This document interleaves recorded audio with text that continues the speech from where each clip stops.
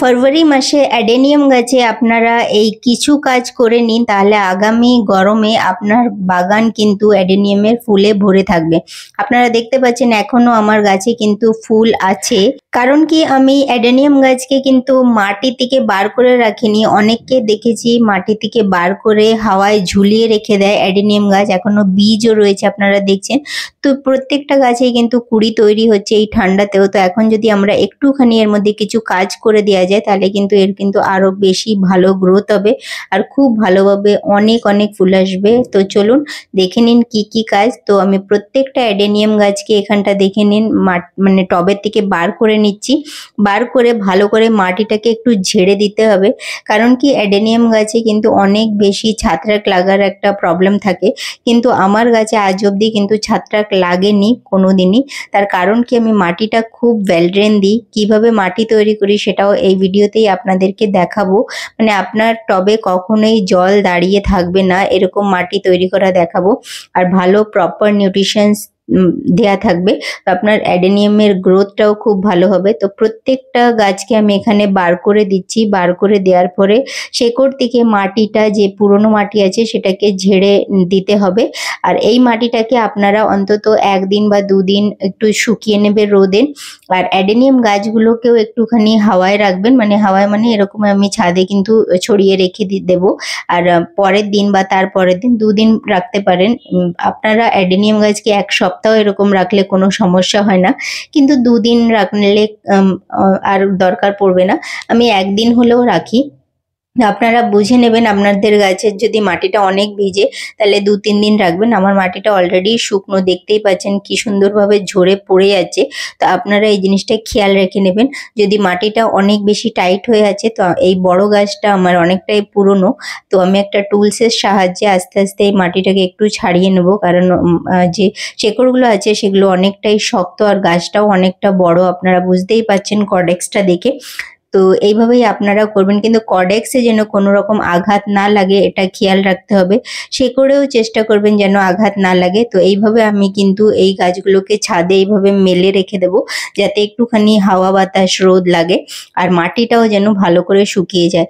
আমি আমার বাগানের একটুও মাটি কখনোই ফেলি না, ওটাই আমি সার দিয়ে ভালো করে নিউট্রিশনস দিয়ে তারপরে কিন্তু আবার তৈরি করি। তো দেখুন এটা খুব ভালোভাবে রোদ খাচ্ছে গাছে, আর কোনো রকম সমস্যা পরে দেখতে পাবেন না যদি আপনারাও এরকম টিপসগুলো ফলো করবে। তো চলুন এবার মাটি তৈরি করে নেওয়া যাক। আপনারা দেখছেন ছোট ছোট যে ডিসপোজাল কাপ থাকে মিষ্টির যে কৌটোগুলো, তাতে আমি সব মাটি নিয়েছি। এটা মাটি আছে, এটা ভার্মি কম্পোস্ট, তার পাশে কোকোপিট আর কিছুটা বালি, মানে সমান পরিমাণে এই 4টে জিনিসই নিয়েছি। তো আপনারাও এই 4টে জিনিস অবশ্যই নেবেন। বালি দেখে নিন, এটা আমি অন্য গাছের ক্ষেত্রে বালি মেশাই না।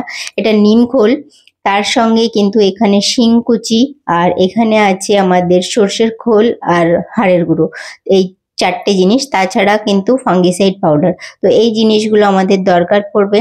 আর এরকমভাবে মাটি তৈরি করলে আপনাদের কখনোই কিন্তু অ্যাডেনিয়াম নিয়ে কোনো সমস্যা হবে না। তো এখানে প্রথমে আমি মাটি দিয়ে দিলাম। মাটিটার রং আর ভার্মি কম্পোস্টের রংটা অনেকটাই সমান মনে হচ্ছে হয়তো আপনাদের, কারণ আমি আমার বাগানের পুরনো মাটিও কখনোই ফেলি না, আমি বারবার করে বলছি। আপনারাও ফেলবেন না, কারণ মাটি পাওয়া এখনের টাইমে শহরের দিকে অনেকটাই মানে সমস্যা। এটা কোকোপিট দিয়ে দিলাম, এটাও সমান, কারণ কি ময়েশ্চারটাও থাকা দরকার। গ্রীষ্মকালে অনেক বেশি রোদ হয়ে যায়, যার জন্য একটু কোকোপিট যদি দিয়ে দিতে পারেন সমান পরিমাণে, তাহলে দেখবেন আপনার মাটিটা চট করে শুকিয়ে যাবে না। এখানে আমি 2 মুঠো মতো নিমখোল দিয়ে দিচ্ছি, মানে 50 গ্রাম মতো নিমখোল, 20 গ্রাম বা 25 গ্রাম মতো সর্ষের খোল, আর এখানে 20 গ্রাম মতোই আমি হাড়ের গুঁড়ো, আর 20 গ্রাম মতোই আমি এখানে শিংকুচি দিয়ে দিলাম, 1 চামচ ফাঙ্গিসাইড পাউডার। এই সব জিনিসগুলোকে ভালো করে মিশিয়ে নিতে হবে। বন্ধুরা আমি এখানে অল্প পরিমাণে দেখাচ্ছি আপনাদেরকে, যাতে আপনাদের একটু সাহায্য হবে ভিডিওটা দেখে মাটিটা তৈরি করতে, কারণ সবার কাছে অনেক বেশি গাছ থাকে না, কারোর কাছে 1টা কি 2টো অ্যাডেনিয়ামই হয়তো হবে। এবার যাদের বেশি দরকার তারা কোয়ান্টিটি বাড়িয়ে নেবে, কিন্তু আমি আজকে অনেক গাছের প্রতিস্থাপন করবো, তো এইটুকু মাটিতে তো হবে না। তো আমি এরকমভাবেই আরও মাটি তৈরি করেছি, পুরনো যত মাটি থাকে আমি সবগুলো টবগুলোতেই কিন্তু এরকমভাবে নিউট্রিশনস বা বালি মিশিয়ে তৈরি করা। তো চলুন এইভাবে এবার আমি যে মাটির টবগুলো আছে 8 ইঞ্চির টবে বসাচ্ছি।